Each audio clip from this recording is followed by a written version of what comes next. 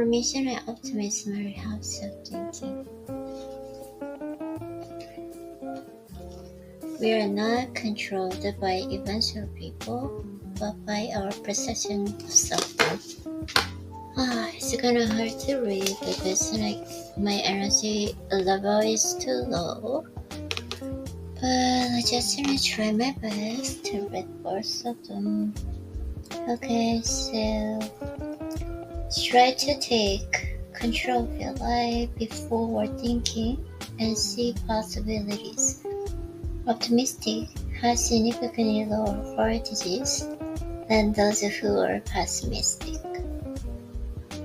Immune system function, better pain tolerance, and longer survival in lung cancer patients, accidents, and preventative illness. Being sleep deprived led to increased optimism. Being sleep deprived led to increased optimism and poor life choices. Optimism is good actually, so I don't understand what they mean. Okay, college students who were too optimistic had more binge drinking behavior, and compulsive gamblers were often rated as too optimistic. The bottom line is always supposed to balance optimism with the planning for and preventing future trouble.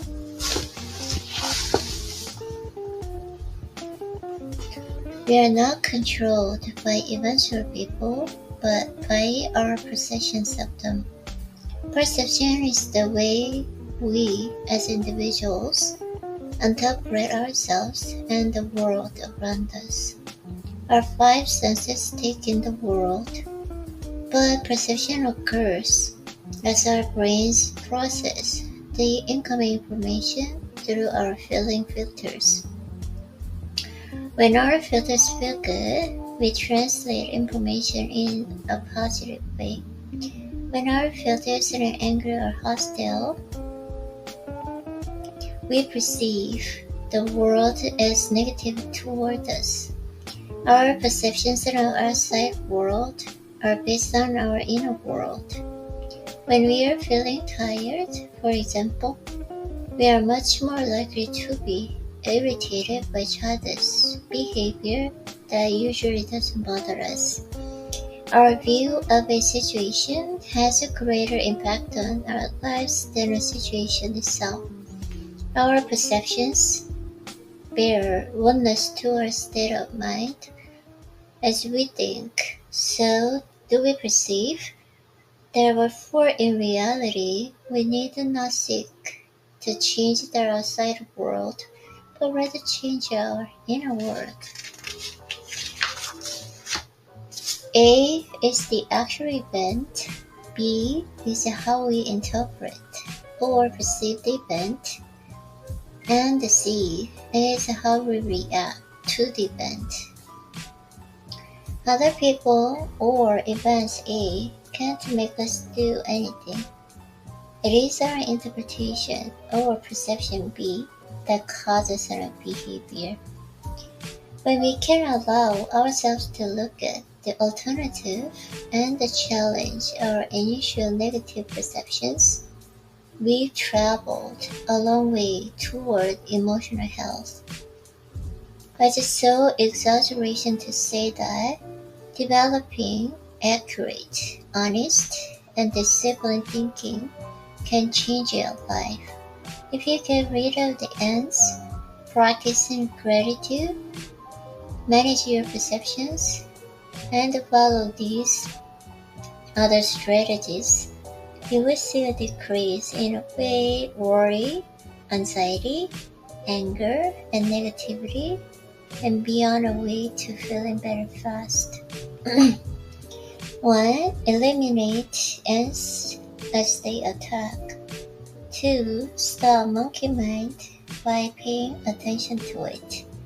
3. Start every day with a phrase. Today is going to be a great day.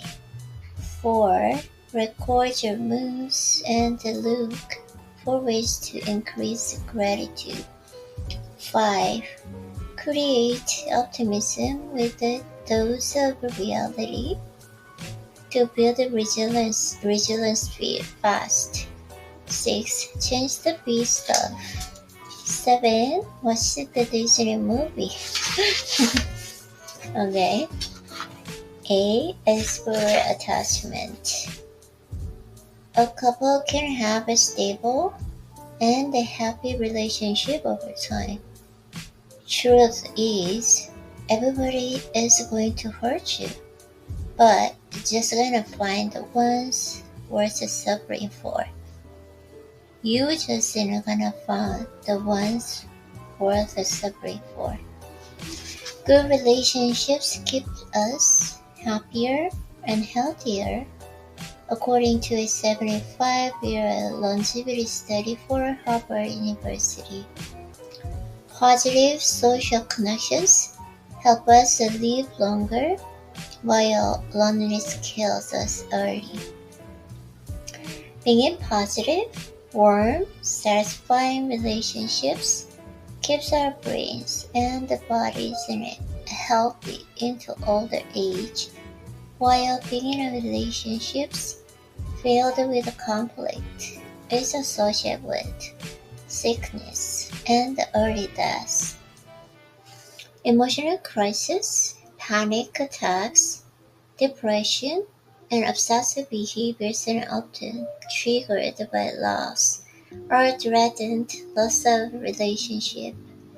Marital problems, affairs, domestic violence, breakups, all of these relationship problems prompt people to come and see us at MN clinics.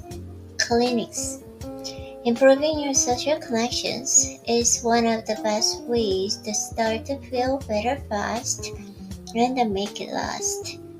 Unlike pull-up years, humans require social interaction to stay healthy. Have a fundamental need to belong that's just as essential as our need for food and water. People who are socially connected are happier and healthier, and they live longer. Being in loving relationships is every bit as important as sleep, a healthy diet, and exercise. When your brain is healthy, you can perceive others more accurately, have a good control over your emotions, and act in healthy ways that bring people close to you. Your brain allows you to read the social cues, listen, respond appropriately, deal with conflict, set effective boundaries, act inclusively, and be attentive in a moments of interaction. Understanding the neuroscience of relationships will give you an uncommon advantage. As you care for your brain, all of your relationships are likely to improve. However, if the future looks much more positive, enhancing interpersonal skill has proven effective in reducing anxiety, depression, and stress, and in improving both business success and the marital satisfaction. Responsibility, empathy, listening, and good communication skills, appropriate assertiveness for actual physical time, for inquiry and collecting negative thoughts, noticing what you like more than what you don't, grace and forgiveness. I have the power to improve how we communicate and act toward each other. I have influence in relationships that I exert in a positive way. I'm responsible for my behaviors in our interactions. I don't think it's all your fault. but I think you have contributed to your troubles more than you give yourself credit for. And if it's true that you contributed to your problems, then you can do things to change them. As long as you stay an innocent victim of others, there is nothing you can do to help yourself. Either way, I need to learn how to respond effectively to whatever situation I'm in. Responsibility means you have the ability to respond in a positive, helpful way. Taking responsibility in relationships means continuing asking yourself what you can do to make the relationship better. What can you do today to make yourself relationships better?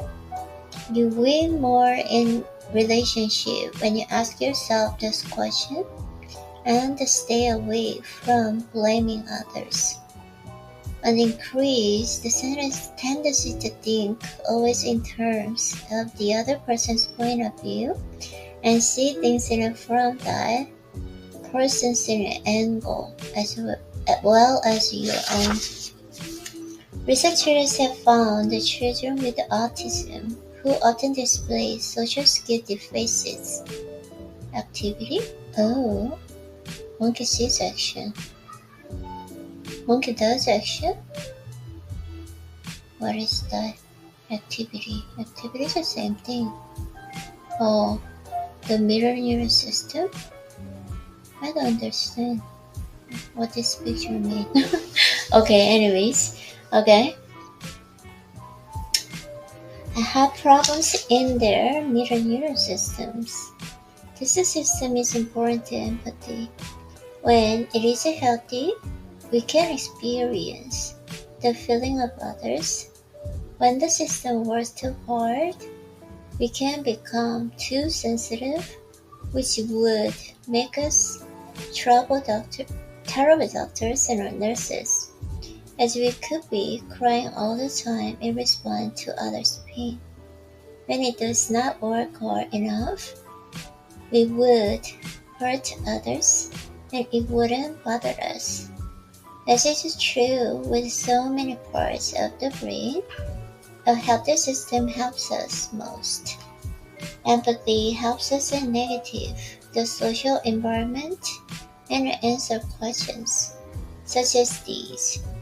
Is this person going to feed me, love me, attack me, faint, run away, cry? The more accurately we can predict the actions and the needs of others, the better off we are. The ability to tune in and empathize with others is a prerequisite for understanding, attachment, bonding, and love, all of which are important for our survival. Insensitivity to others, or lack of empathy, was cited more than any other flaw as a reason for derailment. Okay. Balance is the key. Developing empathy involves a number of important skills, including mirroring, treating others in a way you would like to be treated, and being able to get outside of yourself. The following 3 exercises are designed to help you increase your empathetic skills. Mirroring. Your ability to understand and communicate with others will be enhanced by learning what therapists call the mirroring technique. You can use this technique in any interpersonal situation to increase rapport. When you mirror someone, you assume or imitate his or her body language, posture, eye contact, and facial expression, and you use the same words and phrases in conversation that the other person uses. Poor communication is at the core of many relationship problems. Jumping to the conclusions, trying to read the minds, and needing to be right are only a few traits that doom communication. When people do not connect with each other in a meaningful way, their own minds take over the relationship and many imaginary problems arises. To obtain relationships, we have expectations and the hopes that we never explicitly communicate to our partners or colleagues. We assume we should know what we need and become disappointed when they don't accurately read our minds. Clear communication is essential if relationships are to be mutually satisfying. Okay. You arbitrarily predict what another person is thinking and then react to the imagined information. Mind reading is often just a prediction of what to think. Even after couples have been married for 30 years, it's impossible for them to always be right about what is going on in the other person's head. Asking for clarification is essential to good communication. Having to be right. When a person has to be right in a conversation, there is no communication, only a debate. Needing to be right destroys effective communication. Needing to be right. Okay, have a good attitude and assume the other person wants to the relationship to work as much as you do. Doing so can set the mood for positive outcome. I call this having positive basic assumptions about the relationship. State what you need clearly and in a positive way. In most situations, being direct is the best approach, but the way you ask is important. Decrease distractions. Tell me what you understand, I said. Be a good listener. I hear you say, or you mean to say, are the gold standard of good communication. Doing this allows you to check out what you heard before you respond. Monitor and follow up on your communication. It's very important not to give up. I hear you saying, is that what you mean?